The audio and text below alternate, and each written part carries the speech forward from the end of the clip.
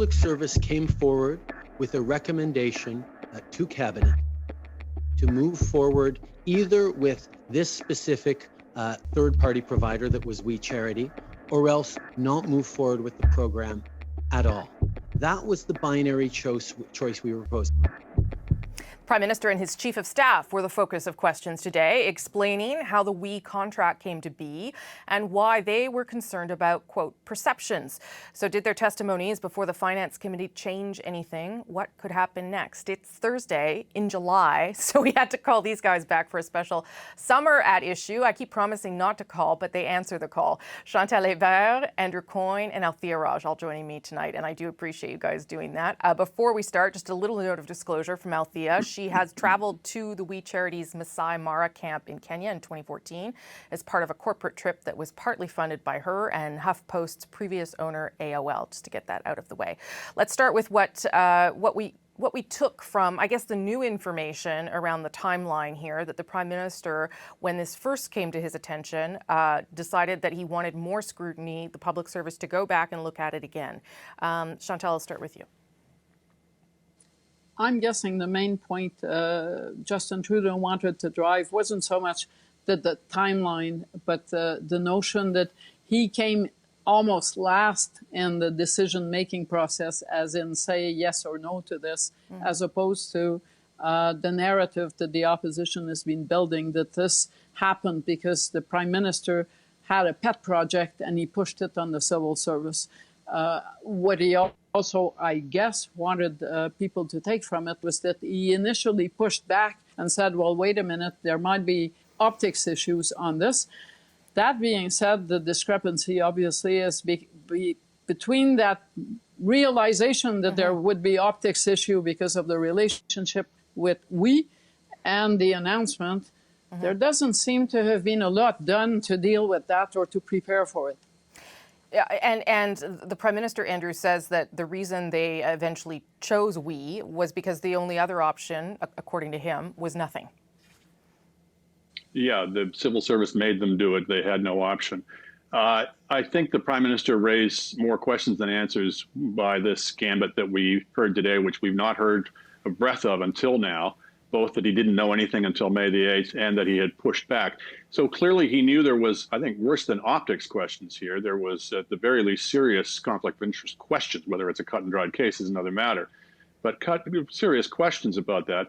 But that having known that, he then pushed ahead anyway, when after apparently some due diligence was done that didn't seem to turn up either the multiple conflicts of interest, real or alleged, between himself and the finance minister, or the many problems at We itself that would make it a questionable partner with the government. So it just, you could almost believe that he was clueless enough that when it came in front of him at the cabinet meeting, he just didn't realize or didn't think about the conflicts of interest. It's a little bit different matter when he says, oh, I knew there was a serious question here, but I went ahead anyway. And his argument that, well, he had to because the civil service had presented them with a binary choice. No, if I may quote a previous Prime Minister, he could have said no. And he could have said, go back to the drawing board. He could have said, we're not going to proceed with a program that's going to land this government and this Prime Minister in such ethical hot water. So I'm just not sure that argument really holds a lot of water, frankly. Except it seemed to be clear, at least to me, Althea, that the Prime Minister does not think this is a conflict of interest. I mean, I'm not going to judge whether it is, but it seems clear that he thought it was fundamentally a perception problem because there was no direct benefit to members of his family. That he was aware of at the time, or that the program would offer them. Yes. Yeah, both he and his Chief of Staff, Katie Telford, repeatedly said that they believed that in his case, it was about the perception of a potential conflict. It did seem, though, that they were kind of suggesting that Bill Morneau, the finance minister, that he had perhaps a more real conflict of interest because they were not aware that he had traveled to We's camps on We's dime, that one of their daughters worked for We on contract. But I think to Andrew's point, the Prime Minister tried to suggest that it was the We program or nothing. But frankly, the MPs did not delve deep into that suggestion. What made it that We was the only option? Could you have structured the program differently? Why was We the only capable administrator? Because at the end of the day, we's not signing off on whether those students made 5,000 or 500 hours of volunteer work. Somebody else is. So could the program not be structured differently? Like, nobody answered that question, but that question was not asked either. So let's be clear that, ahead, a perceived conflict is a conflict. One of the things that's common to all the ethics codes is you don't get to hide behind nice distinctions in law. You have to go out of your way to remove any perception of conflict. So you don't get to say, oh, it wasn't the right member of my family, it wasn't my spouse or child, it was just my mother and my brother and my spouse. I think that's a distinction without a difference. Chantal, what do you think of that? A couple of points. I still think that Justin Trudeau did better by going to the committee than by not going to the committee. His stance is on the record. People can decide for themselves, but it's better to fill the vacuum than to let others fill it, and they'd been filling it for a number of weeks. Sure. Number two, timelines, circumstances, all of that goes into the mix. But I still think that if I took something out of today, it would be that a lot of people are writing that the public service was thrown under the bus because it was suggested repeatedly that they came up with the suggestion. I think up to a point, Finance Minister Bill Morneau was also thrown under the bus. I didn't hear any defense or sense of defense that he wasn't part of the problem. I think if they were really blindsided by anything, it was the Bill Morneau trips. What do you think, Althea, about that? Do you think that this, not that it, we'll talk about what happens next in a minute, but in terms of Justin Trudeau's testimony, whether he did himself any further damage? Actually, I think both he and Katie Telford did themselves favors. I think it speaks to the fact that they want to be more open and transparent, and they're willing to acknowledge mistakes. I think that's perhaps the lesson of the last year for this Liberal government. But I do agree with Andrew. I think we were left with even more questions. And it does seem like in the mix of everything going on with COVID-19 and all the programs that were being designed, that so much of the decision-making power and the crafting lay in the public service.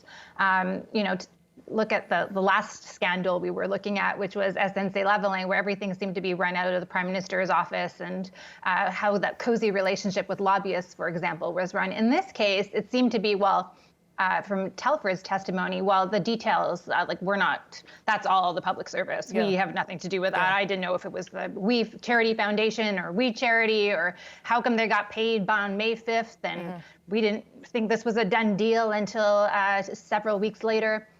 So there does seem to be, and I have no reason to not believe that what she and he are saying is not true, but it is interesting that the Prime Minister's office seems very removed. But that being said, can I just add one more point? Yep. It is not true that they did not know that We was being considered, because at the very end of her testimony, she does acknowledge that on April 20th, in a briefing document, We was floated as a possible suggestion as an administrator for the program. So if there had been alarm bells going off at PMO, you would have thought that maybe they would have said to the public service, oh, well, if you're going down that route, you should be aware of the Prime Minister's relationship.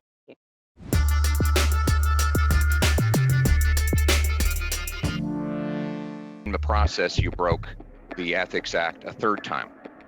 What happens in baseball when you have 3 strikes? A major mistake was made. Someone in cabinet should be held accountable. Which minister will you fire? Do you think the minister should step down?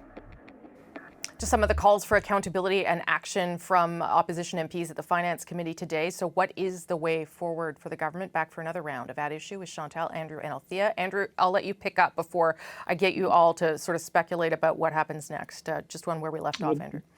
Just on this question of the timeline, this May 8th date that we heard of for the first time today, when supposedly both the Prime Minister and his Chief of Staff first heard that We was to be involved with this program. It's questionable how plausible that is. There were conversations with cabinet ministers in early April, mid-April.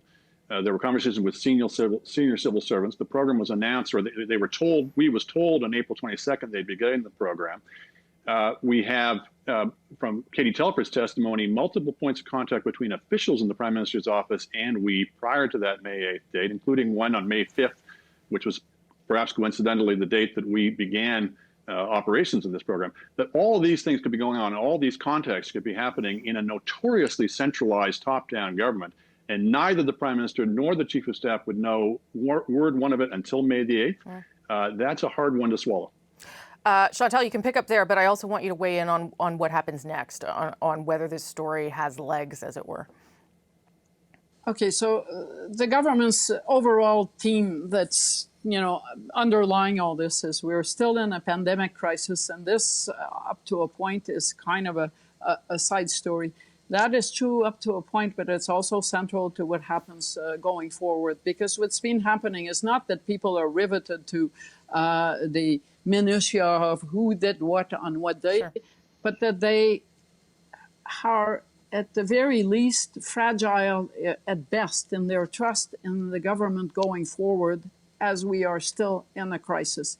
And on that basis, I don't think today solves that. I think the government knows that. And I am not convinced that if someone is going to walk the plank, it will not be the finance minister, because there are two central players in this. I don't think Justin Trudeau is resigning or calling an election, but I still believe someone is going to take a walk on this.